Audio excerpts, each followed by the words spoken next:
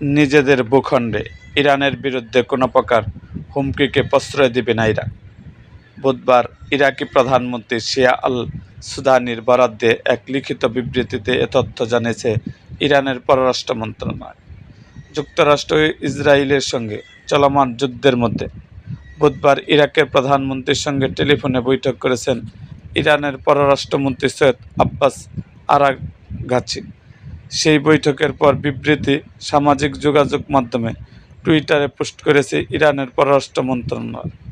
বিবৃতিতে বলা হয়, ফোনালাপে ইরানের শাহাদাত বরণকারী সর্বোচ্চ নেতা আয়াতুল্লাহ আলী খামেনির প্রতি শ্রদ্ধা সম্মান জানিয়েছেন ইরাকের প্রধানমন্ত্রী।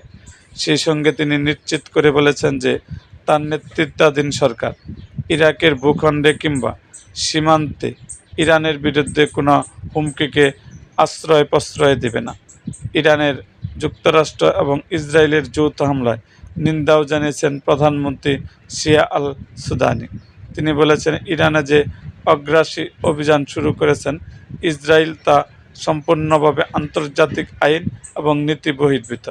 যুক্তরাষ্ট্র ও ইসরায়েলের যৌথ হামলায় নিন্দা এবং ইরানের পক্ষে দৃঢ় সমর্থন জানানোর জন্য ইরাকের প্রধানমন্ত্রীকে ধন্যবাদ জ্ঞাপন করেছেন সৈয়দ আব্বাস আরাঘচি। এরকম আরও ভিডিও পেতে আমাদের মুক্তাগাছার ইতিহাস মিডিয়া ইউটিউব চ্যানেলটিকে সাবস্ক্রাইব করুন এবং পাশে থাকা বেল আইকনটি বাজিয়ে দিন।